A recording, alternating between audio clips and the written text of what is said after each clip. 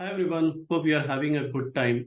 So Dhirubhai Ambani once said, for those who dare to dream, there is a whole world to win. So in today's session, we will keep it as a theme and we'll talk about certain companies and certain promoters who have dared to dream. Now, please note that dreams are very cheap in bull market and not all the dreams are seen with the right intent, and hence as investors, we need to be cautious, but then we cannot deny the fact that those who are successful and those who want to do something big, they can do it without having any kind of aspiration. Also, we are in a bull market. Everybody's portfolio is doing well, and this is a time where we should study stocks. But to buy things, I always believe that one should have, as an investor, he should have his margin of safety in check while evaluating a company, because good companies and good investments, they are not the same. So take this video to identify some of the ideas where we have certain management, certain companies which want to grow big and do something extraordinary. However, to buy it as an investor, we must have our patience, we must have our valuation and margin of safety check. And maybe when market provides a correction opportunity, or if stock provides a correction opportunity, we can use all this time to go prepare, read, research. And if we like the idea, and if the opportunity is right, if the situation is right, if there's a correction, if there's a margin of safety, we can go and buy the same. Standard disclaimers: I'm a SEBI registered research analyst. Some of the companies which I am discussing, I hold position in these companies. Whatever I'm saying, it's not a buy or sell recommendation. Please do your own due diligence. So the first company which I'm going to talk about, the management has a vision 2027, where from the current 2023 500 crore turnover, the management wants to triple its revenue to 1,500 crore by 2027. So now here again, one more point. These aspirations look very easy to say because any company, any promoter can tell this. But how should we trust if there is any credibility to the statement? And the first thing which we should do is we should go back and look in the history of the company, that has the promoter committed something in the past, even at aspirational level, and how far or how close or how far he was from that target. So this company which I am talking about, which is aspiring to triple its revenue by 2027, is an IT company called MPS. It's more into a mix of technology and publishing domain. 4 months back, I did an IT webinar. I had captured this company in detail there. So if you're interested to know everything about this company, you can go and watch. But please note that the prices have moved a lot. Like I think there is almost more than a 50% move in price. But even when I was analyzing this company had almost a 30% price move. But when I looked at the valuation, even then I felt the company was kind of rightly priced. But coming to the history of MPS, MPS has a good 7-8 year history. And if we look in terms of performance track record, what management committed and how they achieved, the kind of cash generation record, dividend track record. A few years back, the management spoke about operating leverage possibilities and a lot of things which they have told it has played out. So now they have taken an ambitious target to triple their revenue, which will be a mix of organic and inorganic, in next 4 to 5 years. And from a 24% operating margin, EBITDA margin, now this company is operating at a 31% EBITDA margin. And this was something which was again spoken by management 3 years back, and they have achieved it. So again, all these ideas are yet to be tracked. It all depends on execution. It all depends on at what price we are buying. But this is one idea where in 4 years, there is a management aspiring to triple its revenue. The second story is from automotive space, where there is a company called VST Tillers. And this is again another company which has almost more than 15 plus years of history. For the first time, I started tracking this company sometime in 2009. Now, VST Tillers, if we see the FY23 revenue, they have almost 1,000 crore top line. And they are aspiring to triple the top line to 3,000 crore by FY26. Again, whether they will achieve it or not, I think this is something yet to be seen, and only time will tell. Now, the third one is from a space which is kind of cyclic space, but currently it's in a huge momentum. It's infrastructure sector. Again, we spoke about infrastructure sector 2 months back when we released our Simba monthly insights.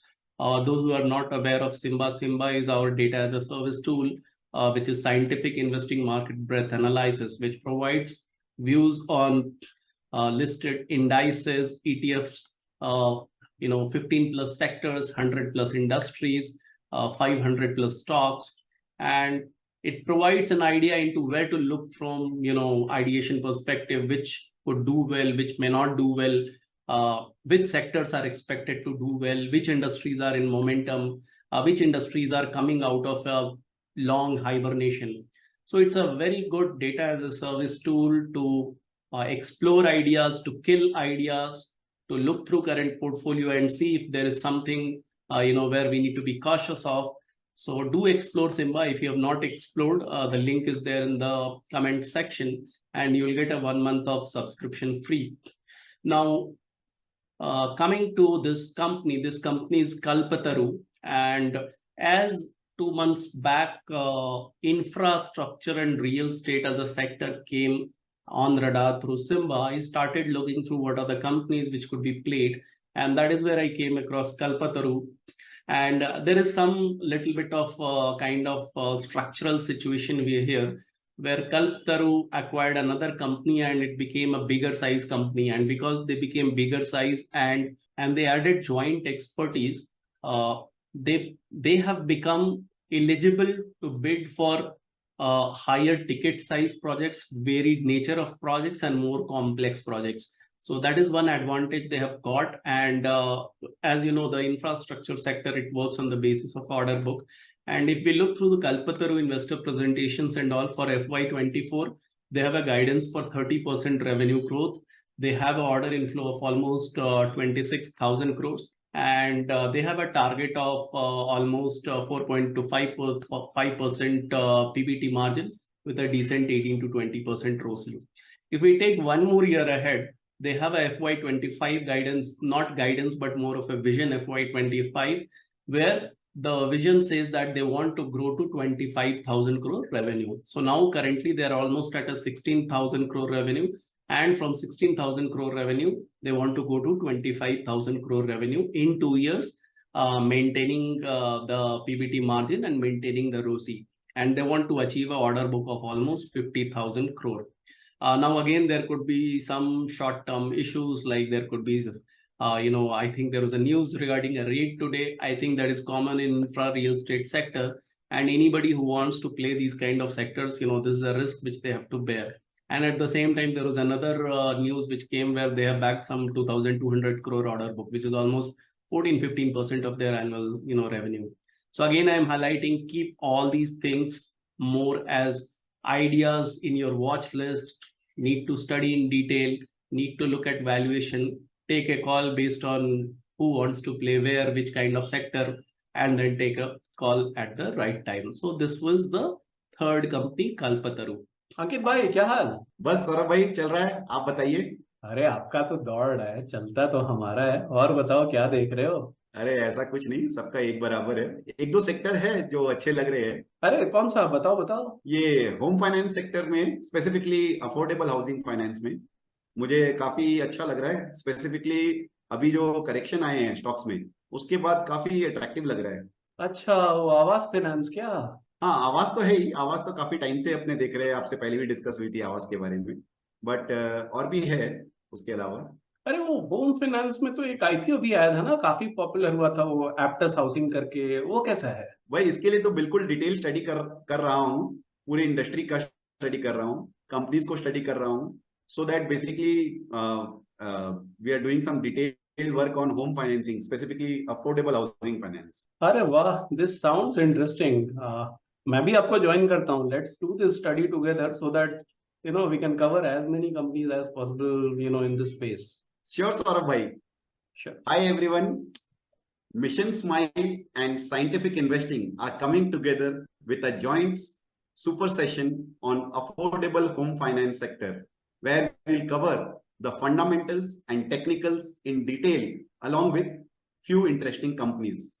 Want to join us? Click the link and register for the event. See you at the Affordable Home Finance webinar. Thank you.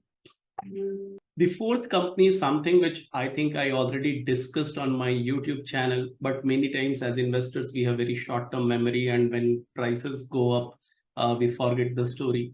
But who knows, maybe 6 months down the line, there could be a big correction. So I thought to include this company in the list of these 5 companies, and the company is none other than Talbros Automotive, which I think I presented on YouTube some 2-3 months back. And actually, when I presented that time, the stock was at 500. This is at 850, thanks to the bull market. But Talbros, when we look at Talbros aspirations, Talbros also has an aspiration to double its revenue by 2027. They want to more than double their group revenue by 2027 with some kind of EBITDA margin improvement, which means the bottom line aspiration is more than the doubling the doubling the profit. Because if your top line is going to more than double and your bottom line is going to improve with a better margin, of course, that number is going to be better. I won't talk more about this company because I think if you go to my YouTube channel, just look for Talbros Automotive video and the whole detailed video is there. The last company which I'm going to talk about, again, it's an old company. And actually, I covered this company almost 1 year back on my YouTube channel. And 1 year, this company did nothing. But recently, this company has been in a lot of momentum. And actually, when I covered this company, it was like a kind of loss-making company. And the whole thesis of my presentation 1 year back was 1 year down the line, this company should do a 70 crore profit. And actually, the company kept on executing.